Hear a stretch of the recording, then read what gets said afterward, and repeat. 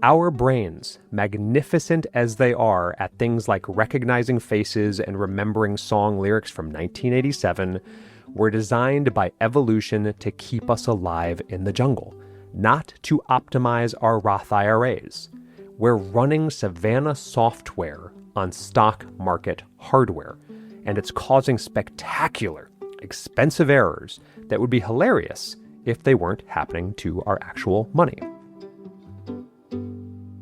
Hello, friends. This is Tyler Gardner welcoming you to another episode of your Money Guide on the Side, where it is my job to simplify what seems complex, add nuance to what seems simple, and learn from and alongside some of the brightest minds in money, finance, and investing. So let's get started and get you one step closer to where you need to be.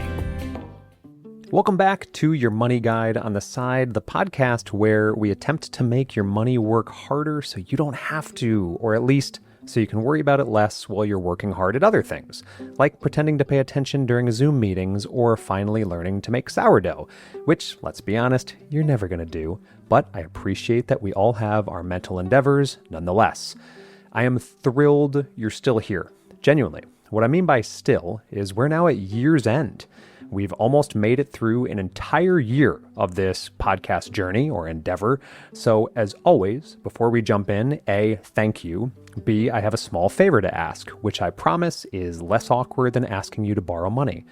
If this podcast has helped you, maybe it prevented you from panic selling during a market dip, helped you understand why index funds aren't actually boring but brilliant, or both, or simply made you feel less alone in your financial confusion, please consider leaving a review on Apple Podcasts or wherever you're listening. Reviews genuinely help other people discover the show, and they help justify to my spouse that talking into a microphone alone in a room is a real job and not just an elaborate scheme to avoid household chores. That's just an added benefit. Quick pre-note to this episode. This is one of my longer solo episodes, as there's so much info to unpack here. So I give you full permission and approval to listen to me on 2x starting now. Today's episode is the first of yet another two-part series. Mea culpa, when I start writing, I really do start writing, and I'm genuinely excited about this one. As many of you have been asking me to cover this topic in depth, we're going to tackle behavioral economics, specifically the psychological quirks and mental shortcuts that are systematically destroying your investment returns. In this first episode, we'll cover 5 biases that you may have heard of, but probably haven't fully appreciated for the portfolio damage they're causing. Think of these as like the greatest hits. These are the ones that get name-dropped at dinner parties by people who read one Malcolm Gladwell book and now consider themselves experts on human behavior. I've mentioned many of these behaviors before as subplots in other episodes, but this week and next, I'm finally allowing them to take center stage. And next week, in part 2, we'll dig into the deeper cuts, the behavioral biases that are equally destructive, but don't get nearly as much airtime. Consider this your behavioral economics world tour. This week is Madison Square Garden and Wembley Stadium, the venues everyone knows. Next week is the underground clubs and genuine speakeasies where the real magic, or in this case financial carnage, actually happens. So let me start this week's episode with some data that should make you deeply uncomfortable, because if it doesn't, you're either not paying attention or you've achieved a level of enlightenment I can only hope to aspire to. According to Dalbar's quantitative analysis of investor behavior, which has been documenting our collective financial self-sabotage for over 30 years, like a very patient therapist who's given up hope will ever change, the average equity investor has consistently, almost heroically, underperformed the stock market itself. Over the 20-year period ending in 2022, the S&P returned approximately 9.8% annually in nominal terms, aka pre-inflation adjustment. The average equity investor, just 6.8%. That's a 3 percentage point annual gap, which might not sound dramatic until you do the math, at which point you're going to need to sit down. Because on a $100,000 investment over 20 years, that difference is almost $250,000. That's not a rounding error. That's a house in many markets. Well, at least it was during our parents' generation.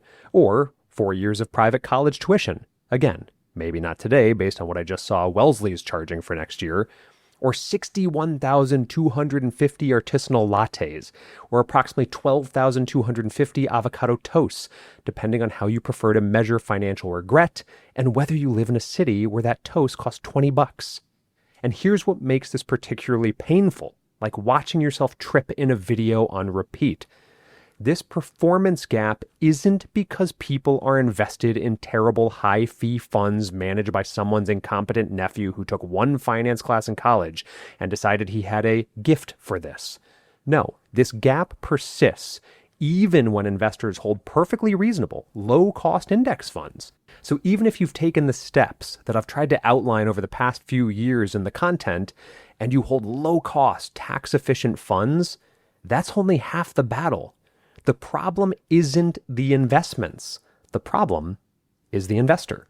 The problem is us. I'm including myself here because I've absolutely made these mistakes, and claiming immunity would be both dishonest and a perfect example of the first bias we're about to discuss. Our brains, magnificent as they are at things like recognizing faces and remembering song lyrics from 1987, were designed by evolution to keep us alive in the jungle, not to optimize our Roth IRAs. We're running Savannah software on stock market hardware, and it's causing spectacular, expensive errors that would be hilarious if they weren't happening to our actual money. Now, here's the quick history, aka what you actually need to know about the academic research that's led to where we are. For most of economic history, economists made a generous, borderline charitable assumption that humans are rational actors who make logical, self-interested decisions based on available information. And man, did we love this theory. This was called rational choice theory, and it was elegant, mathematically beautiful. It won Nobel Prizes. But it had one tiny, insignificant flaw. It was completely, spectacularly wrong. Because then in the 1970s, two Israeli psychologists named Daniel Kahneman and Amos Tversky started doing something revolutionary and slightly subversive. They actually asked people questions and watched what they did. Rather than just theorizing about what perfectly rational beings would do in some imaginary universe, they discovered that humans aren't just occasionally irrational when we're tired or hungry. We're predictably, systematically, reliably irrational. We make the same mistakes over and over again, like a sitcom character who somehow never learns that lying always makes things worse. Kahneman and Tversky documented dozens of cognitive biases, mental shortcuts, and systematic errors in thinking that affect our decisions. Kahneman won the Nobel Prize in economics for his work in 2002. Tversky would have surely shared it, but he'd passed away in 1996, and the Nobel isn't awarded posthumously, unfortunately. Richard Thaler then built on their foundation, specifically applying these insights to economic decisions. He documented how real humans save, spend, and invest, which is to say, poorly, but very consistently, like we're all following the same terrible instruction manual. He also won the Nobel Prize in economics in 2017, making behavioral economics the most Nobel-heavy field in economics, which is either impressive or a damning indictment of how wrong traditional economics was. I'm going to go with both. The field has exploded since then, giving us a really rich vocabulary for describing our financial foolishness. Anchoring, framing effects, loss aversion, herd behavior, the sunk cost fallacy. These concepts have become part of the cultural conversation, showing up in TED Talks and business books and that one friend who reads too much and won't stop explaining why you're wrong about everything. But here's the thing.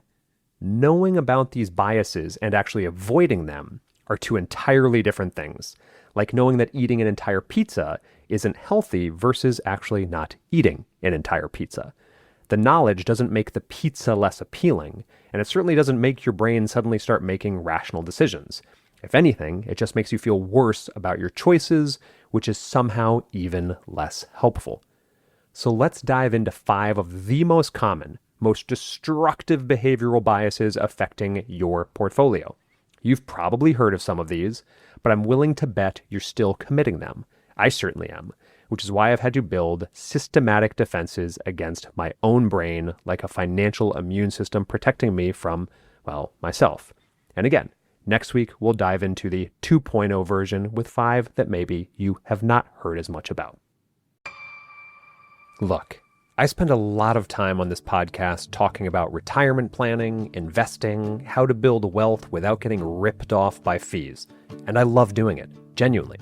Because here's the thing.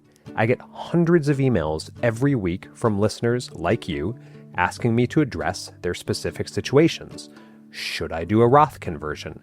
How much should I have in bonds at 53? I have $200K in a 401k and $80K in a brokerage. What should I invest in? And I want to help. I really do. But I cannot give you personalized advice. I can educate. I can speak generally. I can tell you what I might do.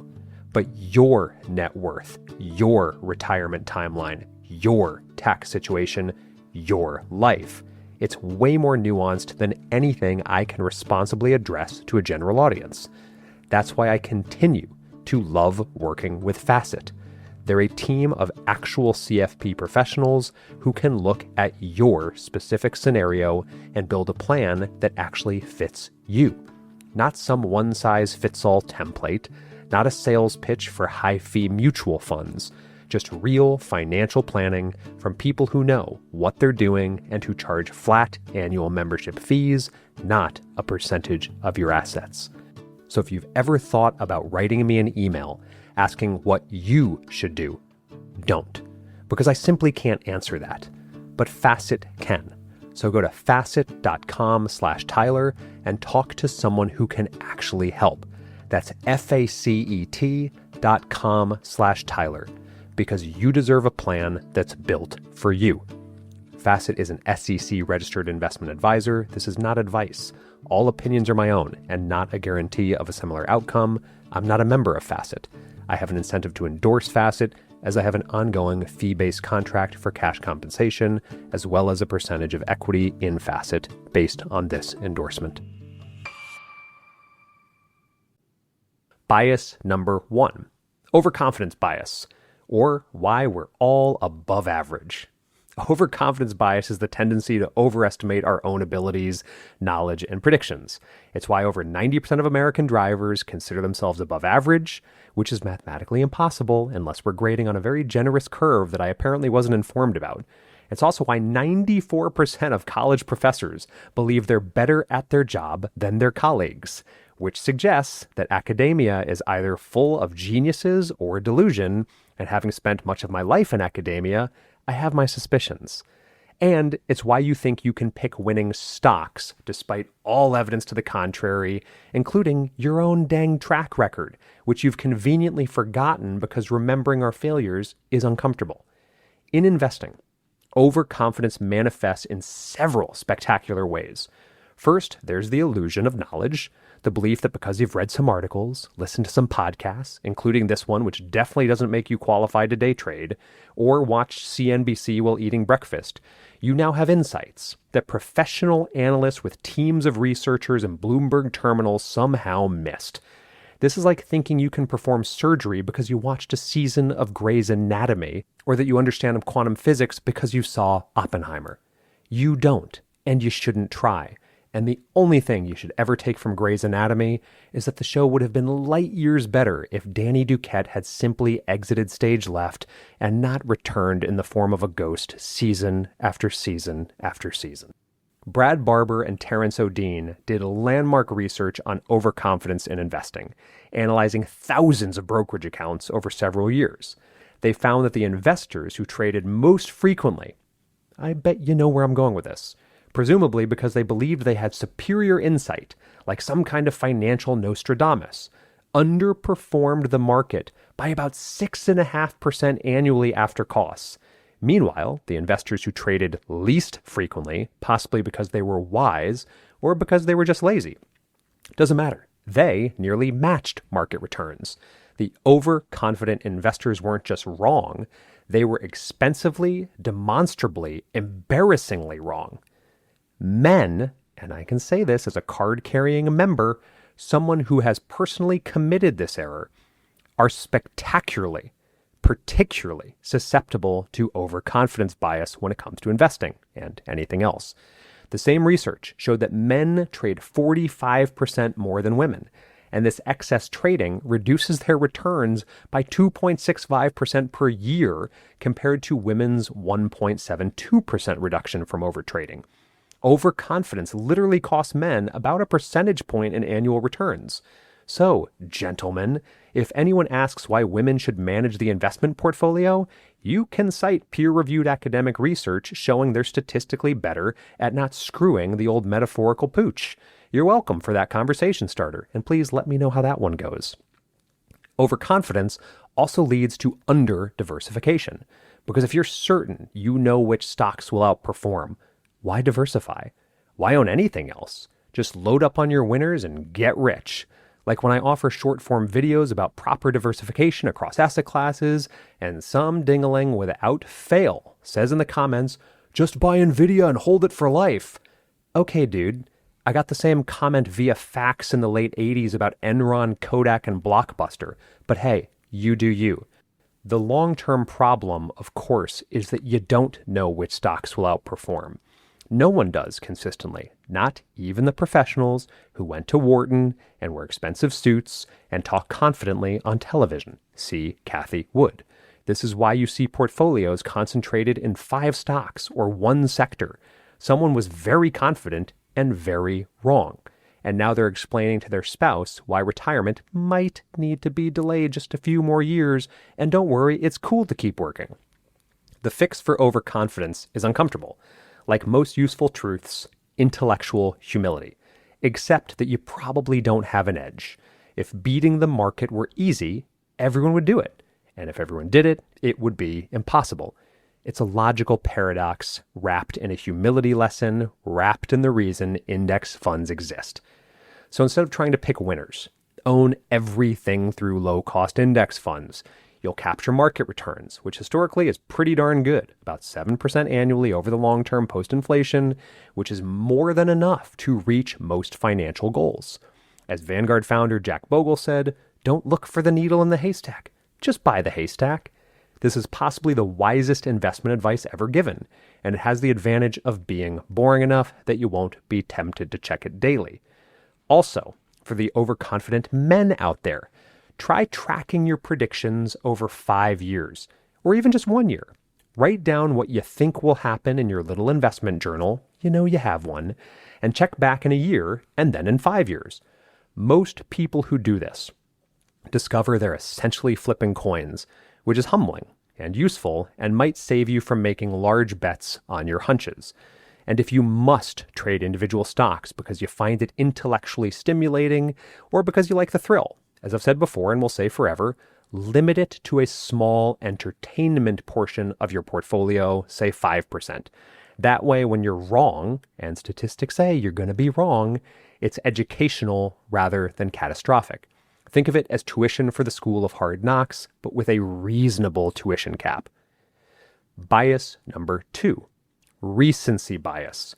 The belief that whatever just happened is definitely going to keep happening.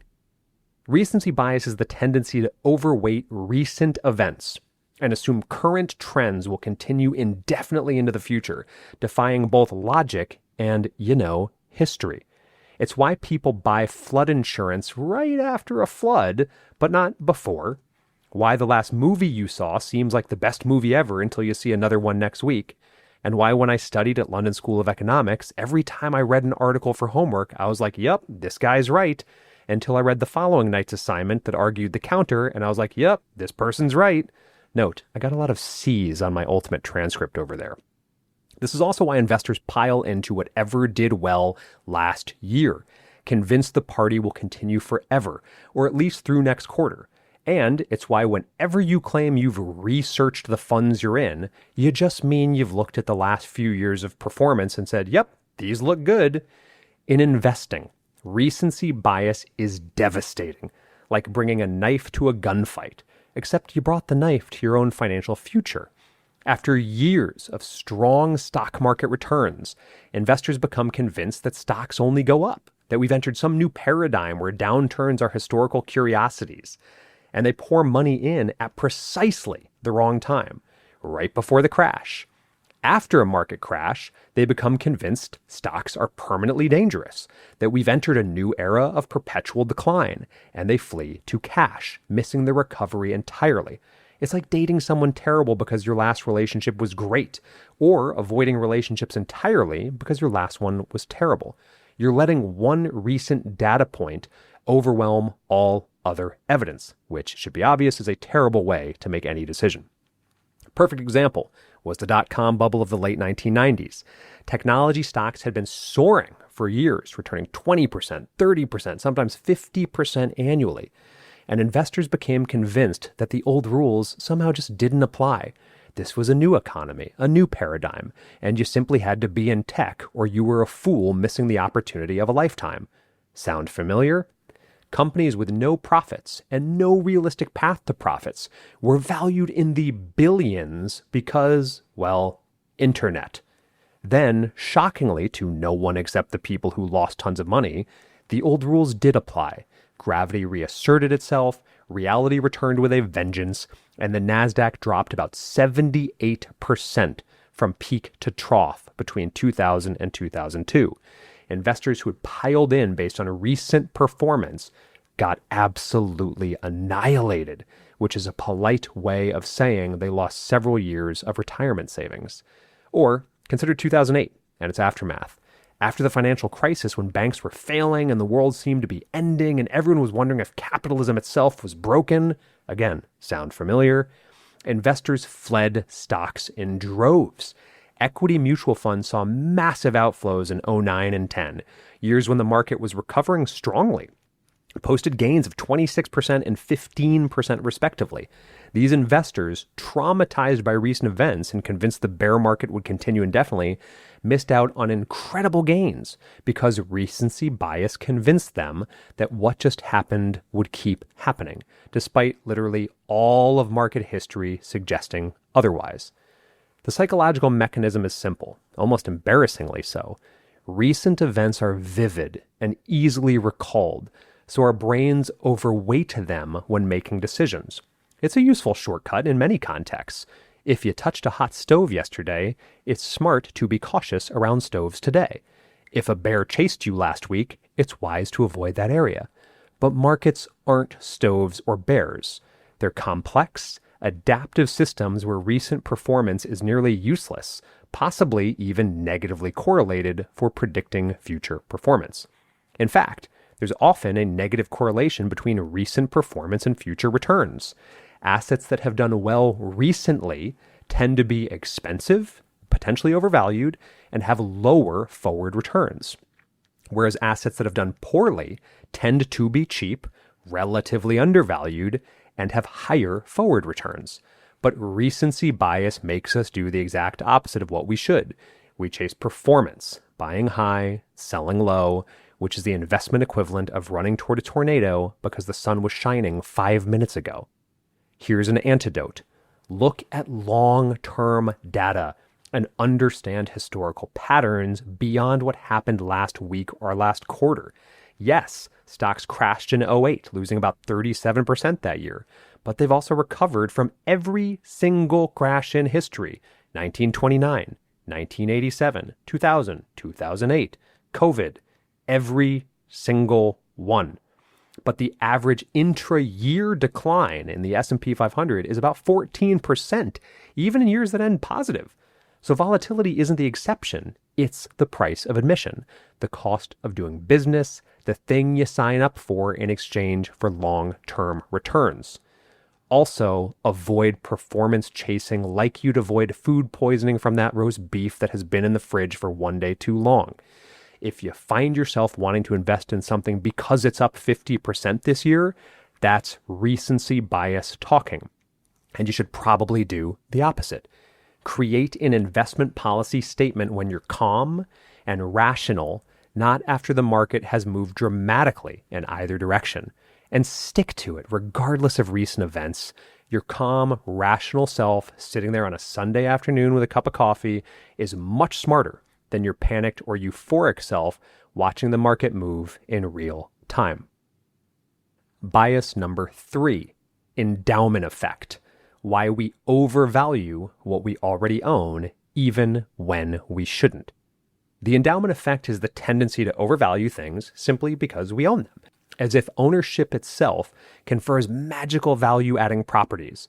It's why you think your used car is worth more than an identical car on the dealer's lot, why you're convinced your house should sell for more than comparable homes in your neighborhood, but we updated the bathroom last year, and why you hold on to investments that you'd never ever buy today at current prices if you were starting fresh.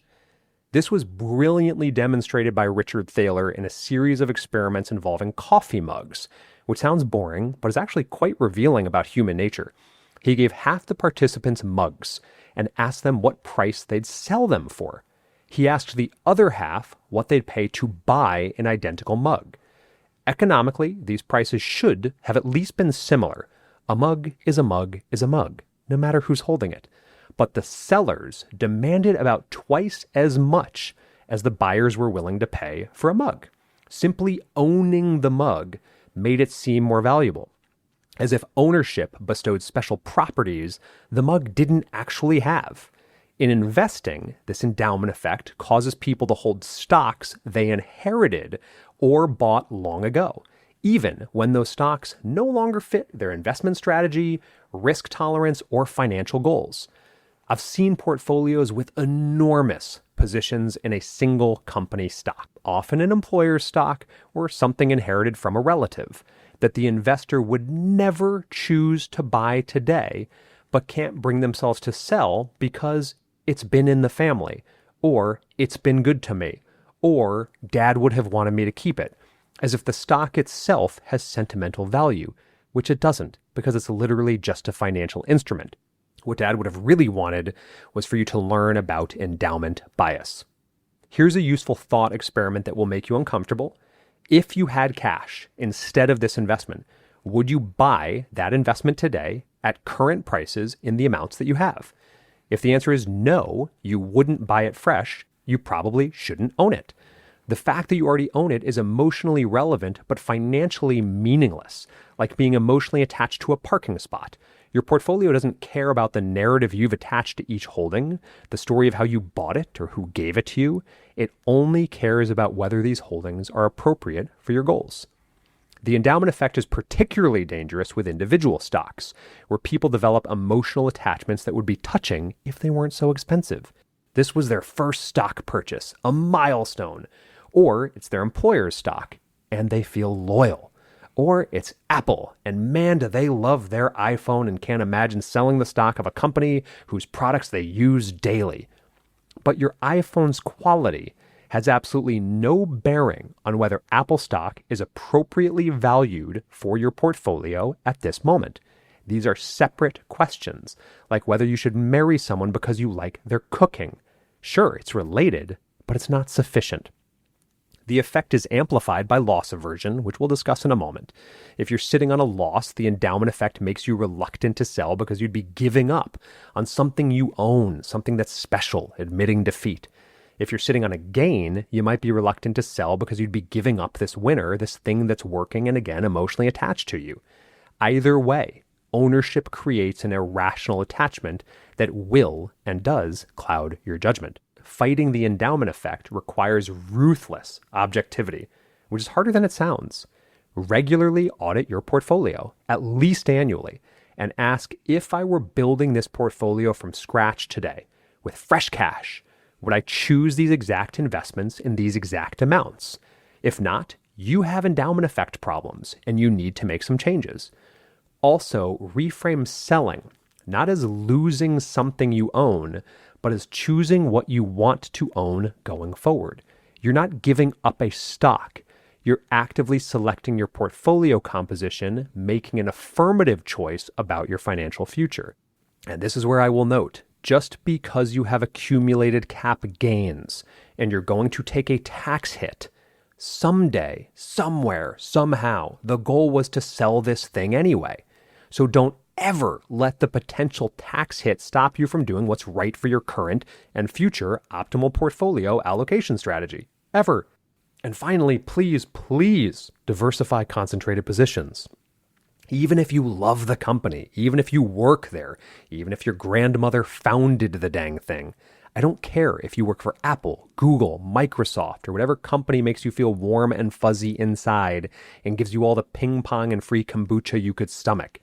Having a huge chunk of your net worth in one stock is imprudent, full stop. The stock could crater for reasons having nothing to do with product quality or company culture. Companies you love can be terrible investments, and companies that make products you dislike can be fantastic investments. Keep these separate like church and state, or your professional life and your personal drama. Bias number 4, loss aversion. Why losses hurt way more than gains feel good. Loss aversion is one of the most powerful and destructive behavioral biases in investing, and possibly in life generally.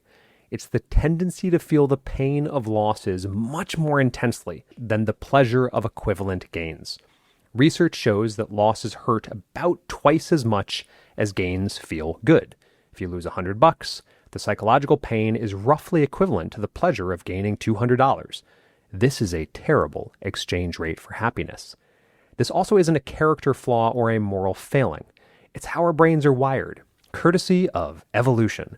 From an evolutionary perspective, it makes perfect sense. Missing out on a gain, not finding extra food, is unfortunate but survivable. Experiencing a loss, losing your food to a predator, or being kicked out of your tribe could be fatal. Our ancestors who were more sensitive to losses, who really, really didn't want to lose what they had, survived to become our ancestors. The ones who were cavalier about losses became someone else's lunch. The problem is that this mental wiring, useful for survival on the savannah, is absolutely terrible for investing in modern markets, because loss aversion causes several destructive behaviors that would be comical, again, if they weren't hurting our own retirement accounts. First, it makes us way too conservative, keeping too much money in cash or bonds because we can't stomach the volatility of stocks, even though stocks have substantially higher long-term returns. We're so focused on avoiding short-term losses, the pain of seeing our account balances drop, that we sometimes guarantee ourselves long-term underperformance, missing out on decades of growth. It's like refusing to leave your house because you might stub your toe, thereby missing out on, life. Second, loss aversion leads to spectacularly poor timing decisions. When the market drops 10%, the pain is so acute, so immediate, and so visceral, the stomach drops, you can't sleep, you check your portfolio compulsively. When the market's up 10%, the pleasure's mild, easily forgotten, already incorporated into our expectations. This asymmetry causes people to panic sell during downturns when losses feel unbearable and underreact to gains, which feel less significant. You get the timing exactly backward, selling low, buying high, which is the opposite of the entire point. Third, loss aversion makes it incredibly difficult to sell losing investments, a phenomenon so common it has multiple names: get-even-itis, breaking even bias, or trying to get back to even. Realizing a loss, selling something for less than you paid, feels like admitting failure, like a personal defeat rather than a financial decision. So people hold losing investments way too long, hoping they'll come back, praying for a miracle, while their money is locked up in declining assets. Meanwhile, they sell winners quickly to lock in gains, leading to portfolios full of losers and no winners, which is exactly the opposite of what you want. There's also myopic loss aversion. Myopic meaning short-sighted, not that you need glasses, which is the tendency to evaluate your portfolio too frequently, which leads to seeing more losses because short-term volatility means lots of red days, which triggers loss aversion, which leads to overly conservative decisions. It's a vicious cycle of anxiety and underperformance. If you check your portfolio daily, you'll see losses about 46% of the time because the market is down roughly that often on any given day. If you check annually, you'll see losses only about 25% of the time because the market is up about 75% of the time over the course of a year. So the less frequently you look, the less your loss aversion is triggered, which is why ignorance is sometimes bliss and frequently profitable. Combating loss aversion requires reframing your mental models, which sounds like therapy speak because it basically is. First, understand that volatility isn't risk. It's the price you pay for long-term returns. Markets go up and down. That's not a bug, it's a feature, it's how the machine works. The risk isn't temporary declines. It's not meeting your long-term financial goals because you were too scared to stay invested. Second, focus on time horizon. If you don't need this money for 20 years, a 10% decline today is a meaningless noise, statistical static, a blip that will be invisible when you look back. I've said this before, but worth repeating here. If you have a long time horizon, you haven't lost money. Your investments are simply worth less as of this moment. But you weren't planning on selling during this moment. So in fact, it's an opportunity even to buy more at lower prices if you're still contributing. Third, and I cannot stress this one enough, please limit how often you check your portfolio. Seriously, stop it. Put down your phone, step away from the computer. If checking your account balance makes you anxious, you're checking too often. Once a quarter is plenty.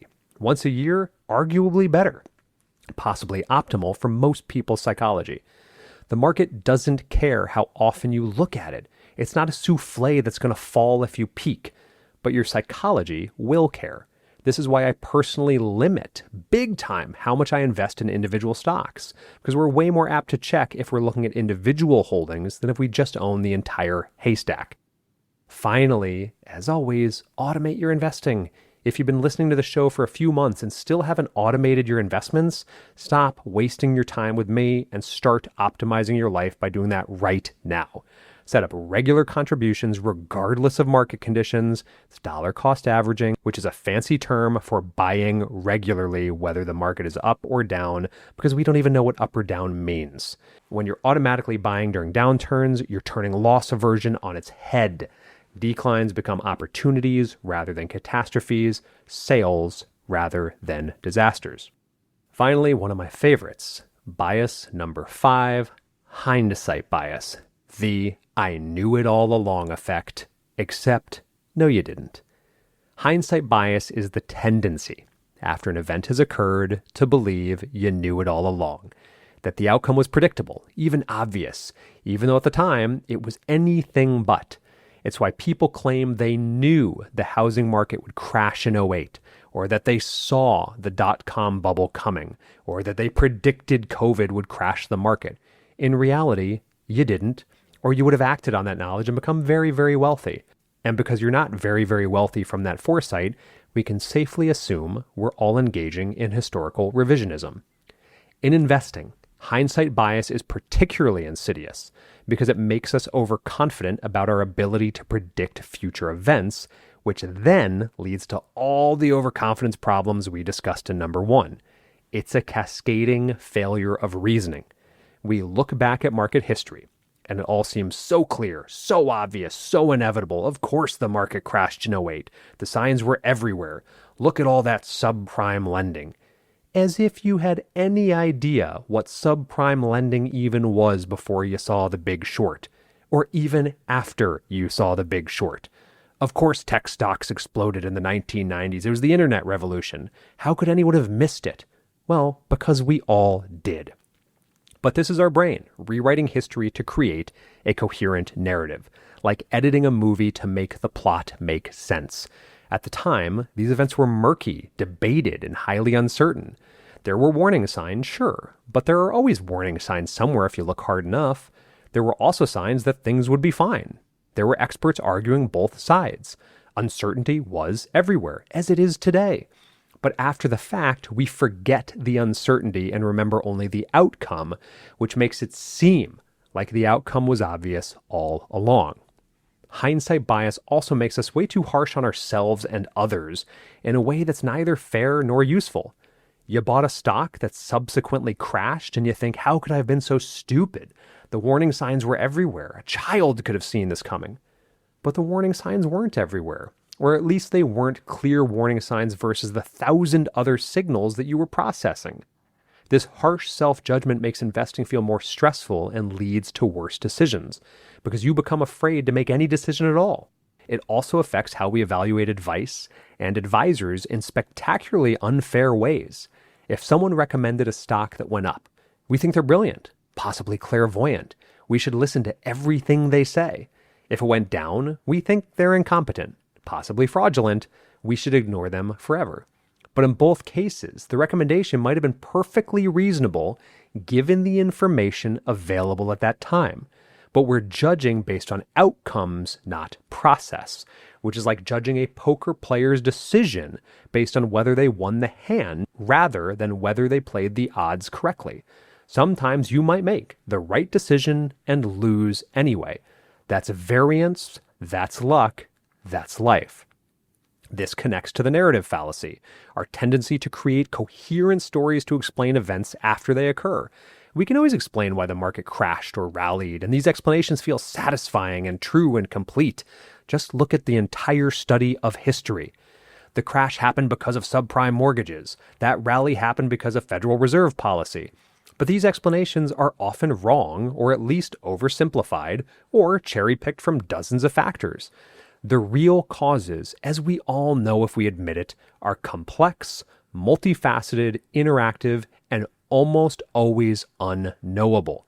But our brains hate this uncertainty more than they love accuracy, so we create tidy little narratives that make the past seem predictable and make us feel like we understand what happened and are in control of the future. The danger is that this false confidence in our understanding of the past makes us so overconfident about predicting this future.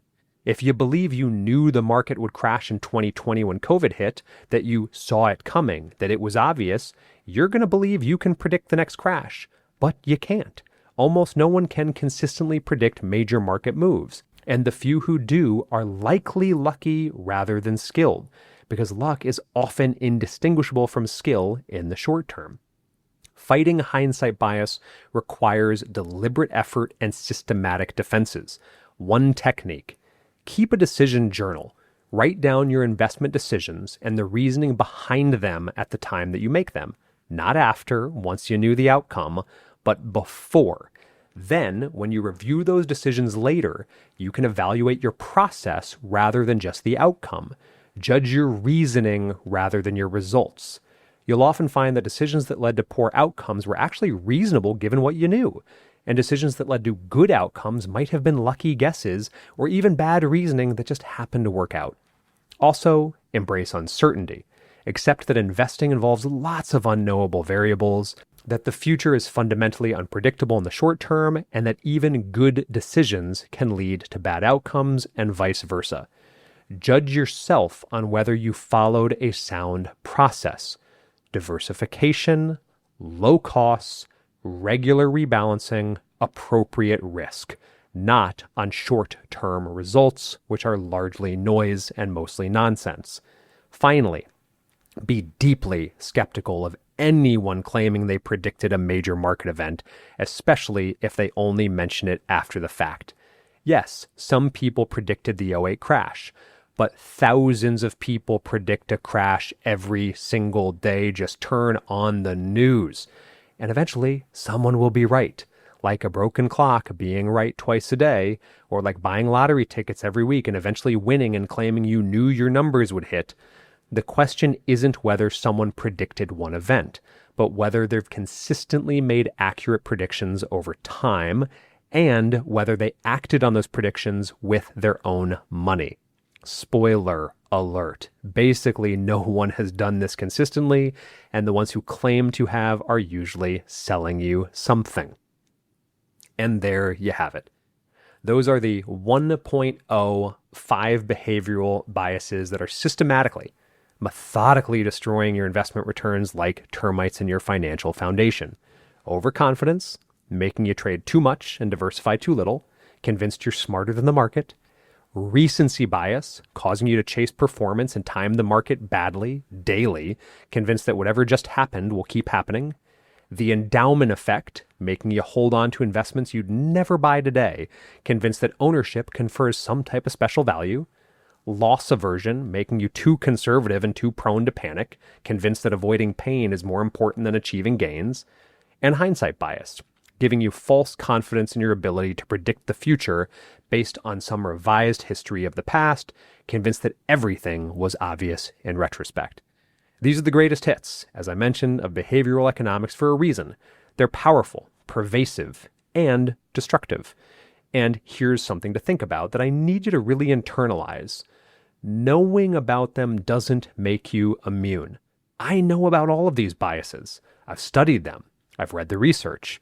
I've written about them. I've talked about them on this podcast. And I still catch myself committing them daily. In the form of, I think I'm a better driver than many people on the road. Most other people on the road would probably say otherwise. The difference is that I've built systems to protect myself from my own brain, like a financial alarm system that goes off when I'm about to do something absolutely silly. That's what I want you to take away from this episode. You can't eliminate these biases through willpower alone. Willpower is a finite resource, and markets are very good at exhausting it. You need systems, structures, rules that operate regardless of your emotional state, automatic contributions, and rebalancing to combat loss aversion and recency bias. A written investment policy statement created when you're calm to fight overconfidence, regular portfolio audits asking, would I buy this today, to combat the endowment effect, and a decision journal to fight hindsight bias and track your actual reasoning versus your remembered reasoning.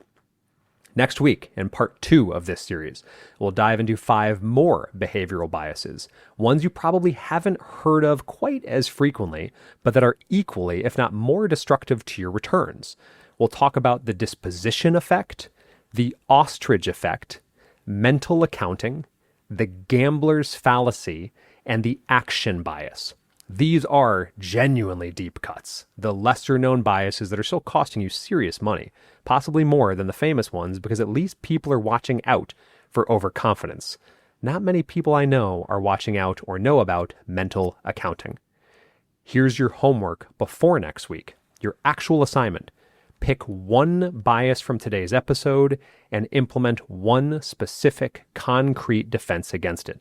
Maybe you commit to checking your portfolio only quarterly instead of daily, and you delete the app from your phone to just remove the temptation. Maybe you write down your investment thesis for each holding and evaluate whether you'd buy it today at current prices. Maybe you start a decision journal, just a simple notebook. Maybe you set up automatic contributions so your loss aversion can't stop you from buying during downturns. Just pick one thing and actually do it. Not in theory, but in practice this week. Because successful investing isn't about being the smartest person in the room, having the best information, or predicting the future. It's about making fewer mistakes than the person sitting next to you. As always, hope this episode gives you something to think about throughout the week, and looking forward to continuing the conversation with you all soon. Thanks for tuning in to your Money Guide on the Side. If you enjoyed today's episode, be sure to visit my website at tylergardner.com for even more helpful resources and insights. And if you are interested in receiving some quick and actionable guidance each week, don't forget to sign up for my weekly newsletter, where each Sunday I share 3 actionable financial ideas to help you take control of your money and investments. You can find the sign-up link on my website, tylergardner.com, or on any of my socials at socialcapofficial. Until next time, I'm Tyler Gardner, your money guide on the side, and I truly hope this episode got you one step closer to where you need to be.